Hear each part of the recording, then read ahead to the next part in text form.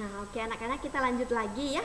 Kita lanjut ke slide yang berikutnya. Nah, di sini tadi kita sudah membaca bacaan tentang sejarah termos ya. Nah, sekarang di sini Ibu sudah siapkan beberapa pertanyaan, kemudian sudah Ibu siapkan juga jawabannya ya. Nah, di sini kita akan menjawab bersama-sama ya. Oke, di sini sudah ada gambar ya. Gambar tentang termos ya. Nah, ini adalah gambar termos. Nah, di sini ada penjelasannya ya. Nah, panah yang pertama dia menunjukkan tutup sumbat termos. Kemudian panah yang kedua dia menunjukkan dinding dalam kaca. Yang ketiga itu ada dinding keluar kaca. Kemudian yang keempat itu ada air. Yang kelima juga ruang hampa udara atau yang disebut dengan vakum.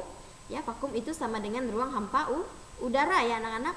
Nah, ini adalah dinding pelindung kaca. Kemudian yang terakhir itu adalah karet penahan kaca. Nah, ini adalah gambarnya ya, gambar penutup sumbat termostat itu tadi ya. Nah, oke, sekarang kita masuk kepada pertanyaan yang pertama. Nah, di sini anak-anak bisa buka itu di halaman 147 ya, di buku temanya halaman 147. Nah, pertanyaan yang pertama ya dari bacaan yang kita baca tadi. Nah, apa fungsi sebuah termos ya? Nah, tadi kita sudah membaca ya sejarah tentang termos. Tentu kita tahu apa fungsi dari sebuah termos. Nah, termos digunakan untuk menyimpan air panas agar tetap panas pada saat digunakan ya. Nah, selain air panas, termos juga bisa untuk menyimpan air dingin. Nah, tetapi selama ini kita selalu menggunakan termos itu untuk menyimpan air panas ya anak-anak. Jarang sekali kita di rumah menggunakan termos untuk menyimpan air dingin ya.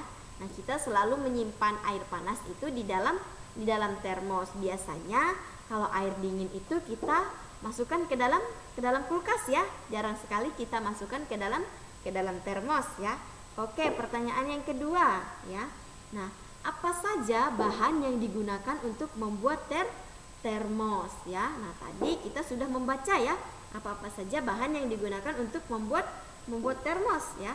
Nah, di sini bahan yang digunakan untuk membuat termos pada masa itu adalah botol hampa udara ya, yang merupakan wadah dari dinding kaca yang berganda dengan ruang yang ditutup rapat ya. Nah, jadi bahan yang digunakan oleh Bapak James Dewar itu tadi untuk membuat termos pada masa itu adalah botol hampa udara. Nah, di mana botol hampa udara itu merupakan wadah dari kaca yang berdinding ganda dengan ruang yang ditutup rapat ya. Fungsinya itu agar panas di dalam termos tadi dia tetap terjaga ya. Jadi dia tidak mudah dingin. Nah, kemudian pertanyaan yang ketiga ya. Nah, apa saja benda yang di sekitarmu menggunakan prinsip yang hampir sama dengan termos ya. Nah, anak-anak bisa lihat benda-benda di sekitar anak-anak itu benda apa saja sih yang menggunakan prinsip yang hampir sama dengan termos ya. Dia misalnya di sini Ibu sudah siapkan jawabannya. Jawabannya itu adalah jaket dan selimut. Nah, jaket dan selimut itu selalu kita gunakan. Misalnya jaket ya, ketika kita ingin pergi keluar atau di udara di luar itu sedang panas, pasti kita akan menggunakan jaket agar kita tetap terlindung dari panas. Kemudian suhu badan kita itu tetap normal ya, tetap misalnya merasa sejuk ya, tergantung dari bahan jaket yang kita gunakan. Nah, kemudian selimut. Nah, selimut juga selalu kita gunakan ketika kita tidur ya. Nah, ini adalah contoh ya benda-benda yang di sekitar kita dia menggunakan prinsip hampir sama dengan termos ya. Contohnya itu adalah jaket dan selimut. Nah, di sini kita masuk lagi kepada pembelajaran selanjutnya, itu ada penggunaan benda dan konduktor ya. Anak-anak bisa buka bukunya halaman 148 ya, buku tema 6. Nah, di sini ada membahas tentang penggunaan benda, konduktor dan isolator ya.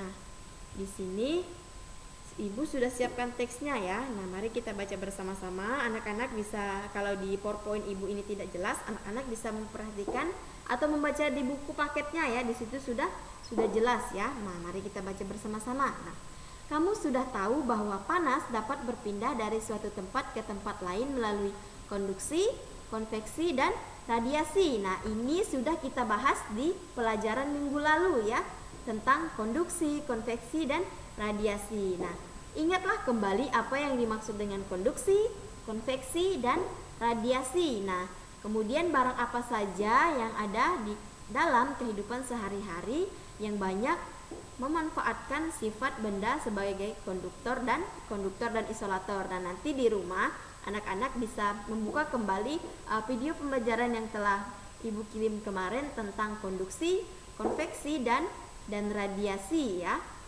Nah, di situ anak-anak bisa melihat barang apa saja yang ada di kehidupan sehari-hari yang sering kita gunakan ya, dan kita manfaatkan sifat benda tersebut sebagai konduktor dan isolator ya.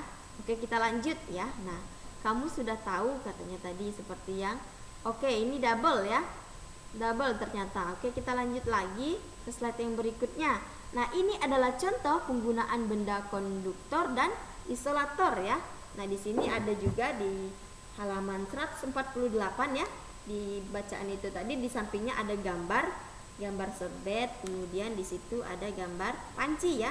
Panci yang terbuat dari logam. Nah, selimut dan panci itu merupakan benda yang memanfaatkan sifat benda sebagai konduktor dan isolator ya.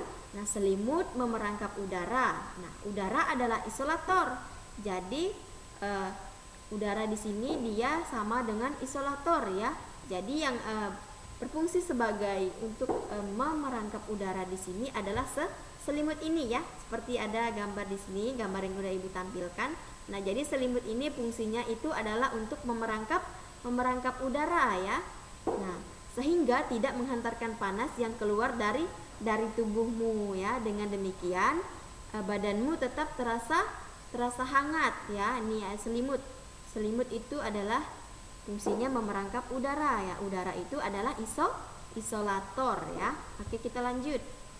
Nah, di sini sudah ada gambar tentang panci yang terbuat dari logam atau dari aluminium ya.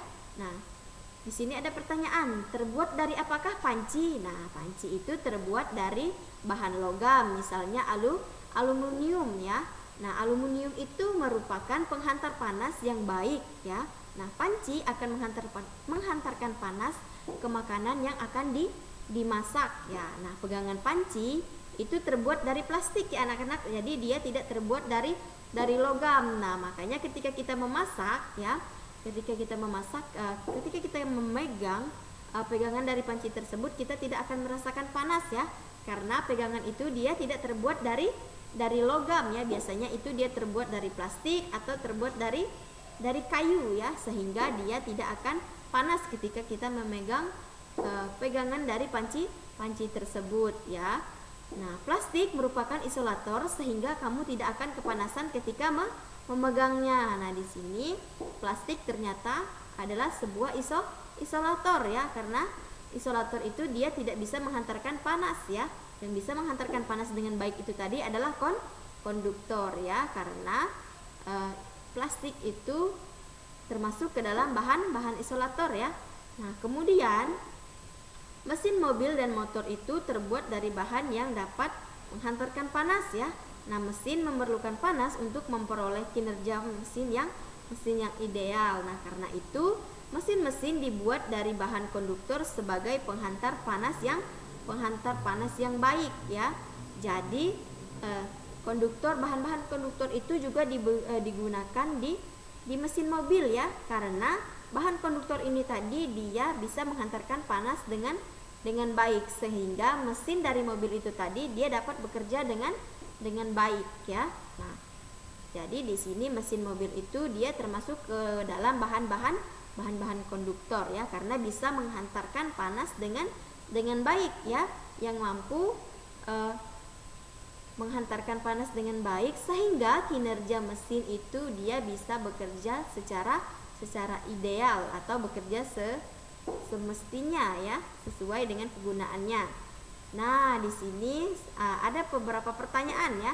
Nah, yuk kita tuliskan kalimat yang menjadi pokok pikiran pada setiap paragrafnya. Nah, tadi kita sudah membaca tentang penggunaan benda, konduktor, dan isolator. Nah, sekarang kita akan menjawab beberapa pertanyaan dari kalimat yang sudah kita baca tadi ya. Kita akan